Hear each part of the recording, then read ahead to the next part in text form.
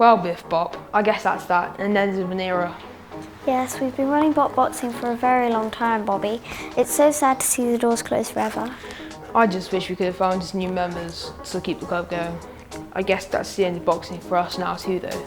I mean, we've had to leave the building because we can't pay the rent. We've got no money left. We had to sell all the equipment because we've got nowhere to keep it. Yeah. All we've got left, Biff Bop, is the gloves in our hands and the vests on our backs. Well, and the shorts on our bottoms and the trainers on our feet. What I'm trying to say is that we have nothing left, and I think it's the end of boxing for us. Yeah, I think you might be right, Bobby.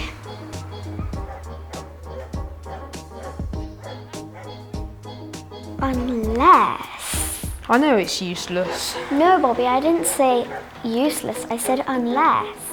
Unless what? Well, Bobby Bop, we haven't lost everything, have we? Well, pretty much everything, Biff. Yes, but not everything. What were we just saying we still had? The gloves in our hands and the vests on our back. Yes, and? The shorts on our bottoms and the... Yes, Bobby Bop. And, more importantly, we've still got each other. Well, Biff Bop, we have no gym to train in, we have no punch bags, and we don't have any people to box again. But Bobby, what if we focus on the things we do have rather than the things we don't have? I'm sure that we can find those things, a new gym to train in and a new club to join. I'm not sure, Biff. Listen, Bobby, have you ever read the story of Ruth in the Bible? Well, I think I've heard of it, Biff, but what's that got to do with this? Well, a woman called Naomi travelled from the country of Israel to the country of Moab with her husband and 2 sons because there was a famine in Israel. Would that mean there would be no food because the crops didn't grow? Yes, that's right, Bobby. So anyway, while they were in Moab, Naomi's husband sadly died. Her 2 sons got married to women in Moab. They were called Orpah and Bobby, can you guess? Ruth? Yes, Ruth. So anyway, about 10 years later, sadly, both of Naomi's sons died. So Naomi, Ruth and Orpah were left without husbands and had lost everything. So what did they do? Well, Naomi had heard that the crops in Israel were good again, so there would be food to eat if they travelled back to their homeland. At first, both Ruth and Orpah said they would go with Naomi, but in the end, Orpah went back to her home family and only Ruth travelled with Naomi. Naomi tried to persuade Ruth to go back to her home family too, but Ruth was determined to stay with Naomi. She said that she would go wherever Naomi went, and she said that she would follow Naomi's God as well, and that he would be her God too. Oh, that's nice. They had each other, like you and me, Biff. Yes, that's right, Bobby. They stuck together and went back to Israel. They didn't have much, but Ruth decided that she could still do something.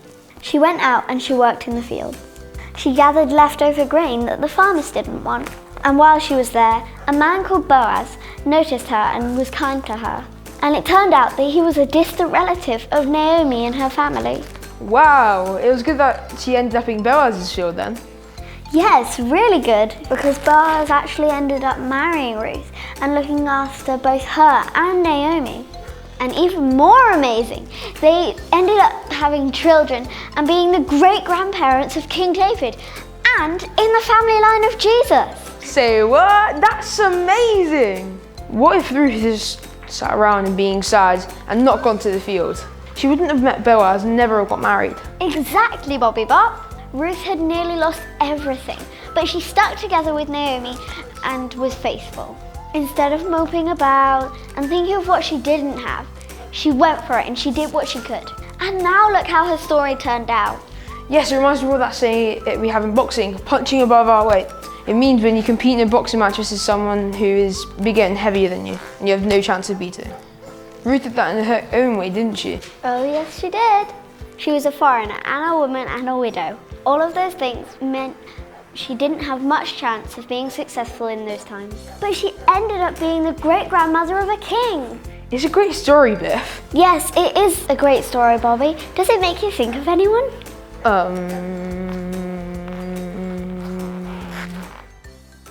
Us, Bobby Bop. Our story is different to Ruth's, but we feel like we've nearly lost everything, similar to how she must have felt. I see what you mean, Biff. Ruth stuck to Naomi, did what she could, and used what she had. Ask God's help and we can do the same.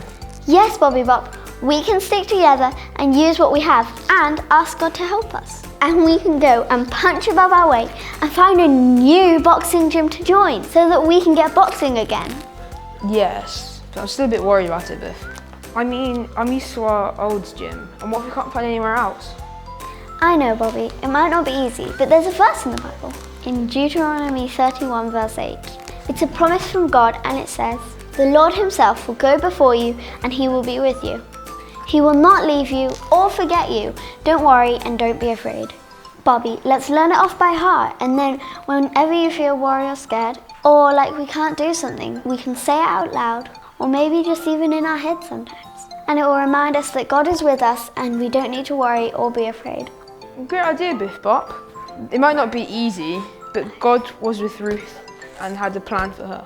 He's with us and he has a plan for us too. Let's go!